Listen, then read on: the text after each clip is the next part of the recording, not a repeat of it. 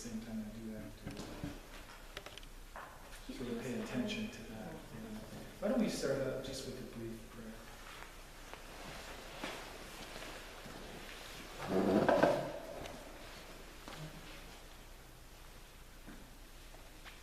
Lord God, thank you for the opportunity that this retreat affords us.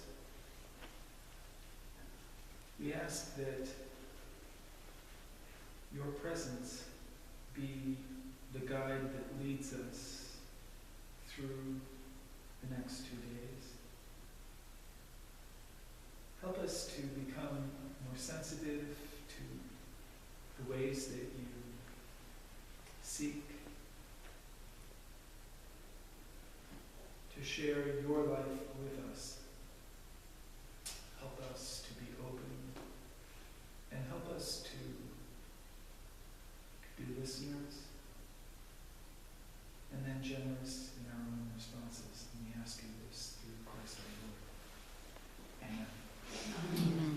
Well, it's my happy privilege to welcome you, each one of you. I think you know who I am. I'm Brother Christopher. But I'm part of all of the monks and nuns in the community. You are very, very welcome. And if there's anything that comes up where we can make your visit with us, your stay, your retreat with us, more enjoyable, more pleasant, if you have any needs, don't hesitate to ask. Just a couple of clarifications. Obviously, I think you know that there's a bathroom there, should you need to use it. And then there are 2 bathrooms immediately to the right of the entrance of the church. Or I should say the monastery. You, I believe, all have schedules, correct? Mm-hmm. Okay, and so the day is broken up so that there's going to be plenty of opportunity for you to be both listening and then quiet and prayerful. Okay. I think the intent of the day, your intent and your desire, is to keep the day as recollected as possible. Okay. So silence is going to be an important part of the retreat. And just to clarify, I think silence is more the spirit of silence rather than the law of silence. If there's a need to communicate, well, surely there's a need to communicate. But at the same time, we want to offer each other our own silence as support for each other. Okay? Because what you're going to find happening is the Spirit is going to be addressing each one of you individually in unique ways. And the chance for us, the opportunity for us to simply listen in a sustained, non-distracted way is so important, so crucial. There'll be plenty of times for sharing that will be natural, but I would really invite you to take advantage of how God is speaking to each one of you during this day and tomorrow.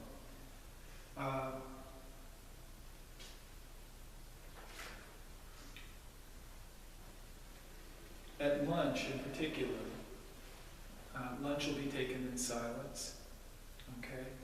An ancient monastic practice, okay? And I think that also, should any of you wish to go to confession to either Brother Mark or myself, certainly that can be arranged, but typically we always have that as a possibility after vigil. So, but if that doesn't work out, you could, just ask on a different, for a different time. Let's see. Also, since the weather is pretty cold and, not so friendly and inviting for walks outside and that type of thing, during break periods, our common room is available to you. There's a fire in the fireplace that should keep things warm, and you're welcome to use that. I think you know where that is. It's just where the dining room is. You'll see a door at the end, and it just simply goes right straight through to the common room, and there are chairs and couches. It's, just please make yourself at home. And I think that Sister Rebecca and myself will try and gently keep things on track as far as schedule. Okay. Maybe with a little bell or something like that. Any questions? Great. So I'm going to leave you in the capable hands of Sister Rebecca. Just be assured of my prayers for a very fruitful and peaceful retreat. Thank you very much. Thank you.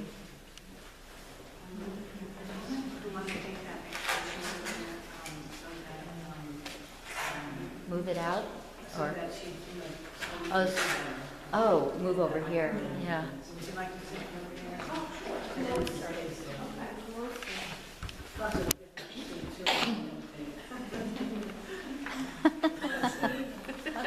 Yes. Maybe you could put this closer because it's very... It gets blurry when I move it closer. So I don't know how to focus it, so I'm just moving it where it's focused. Don't hesitate to move it around. I'm moving around for a couple minutes here and there. Okay. So it's not just about All right.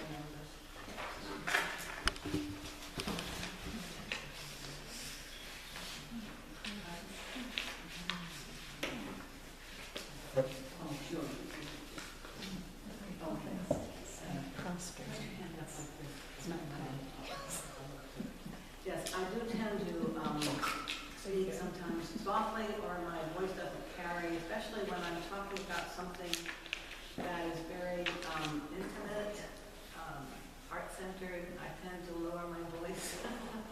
So, but you're here to listen, so I need to be aware that I'm lowering my voice. So somebody just go, or all right.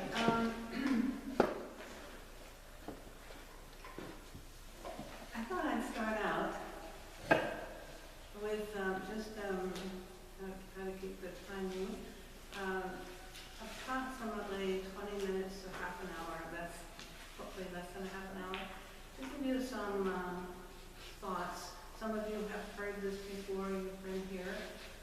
But some of you are new. So for the benefit of those who are new, I would perhaps make some repetitions. Okay? I'd like to read to you a quotation that I think is very apropos to a situation that's so, in French we say envahissant. It's so spread out, it's so everywhere in this world of ours, is on silence. Endangered is the topic. You have these handouts, by the way. Endangered. If you don't have them, you will have them. In our present culture, silence is something like an endangered species. Does anybody disagree with that? Not at all. An endangered fundamental is something fundamental and and necessary and essential for our human integration, our human balance, the sense of who I really am. The more noise that comes in, and I'm talking about not just external noise, it's the noise from excess tweeting, excess Facebooking, Pinterest, and it goes on and on and on. And sidebars on computers, bing, you know, and our attention is, and new stimuli. Every time there's a stimulus that comes in, and if we have not somehow, if we're not in that space where I can accept or not accept, I can choose or not choose. Sometimes there's a little voice that says, don't go there. And yeah, but in the psalm, I don't remember which verse it is, I mean, what psalm it is, I think it's 46. It's, God speaks once. We hear twice. When we get bing, bing, and we're doing something that takes concentration on the computer, that bing comes, a little something might say, don't go there. Might not be words, but it's a sense, don't go there. Yeah, but. Just a moment. And then, guess what? We're hooked sometimes. There goes 15 minutes. And I say this because I have experienced it myself, and I realize that we're trained today, more is better. The more information I can gather. But how is it that we are like that we want more information? If we really are going inward and present to ourselves, the witness in ourselves can say to us, that's from the heart, is, you're scared. You don't know enough. People are going to think you're dumb. Or I think I'm dumb. I think I'm not quite up to the task. So I've got to get more and more and more. Now that might not be the reflection of everybody here. It may only be one or two of you. I'm speaking from my own experience, but I'm also speaking from experience of people I journey with spiritually. And I live in community. I've lived in community for 50 years. So that gives a sense that it's very prevalent. So, endangered species, silence. It's the inner silence we're talking about now. Silence brings us back to the basics, to our senses, to ourselves. It locates us.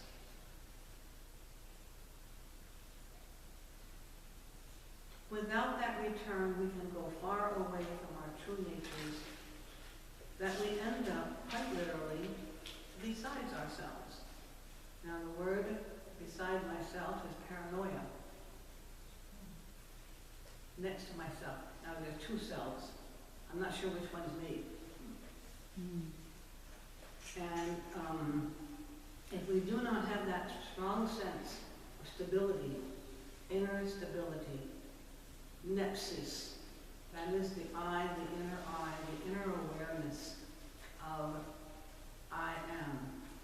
But I am, from a spiritual point of view, I am a child of God, I am unique. I am not an extension of anybody else or anything else. However, when things catch us, whether it's an internet, whether it's persons, whether, no matter what it is, things, These things tend, if we're not centered, to take us off course. And we find ourselves sometimes really so off course that we're out of balance, and we need to then really withdraw to regain our sense of balance, or even the sense of who I am. We live blindly and act thoughtlessly. We endanger the delicate balance which sustains our lives, our communities, and our planet.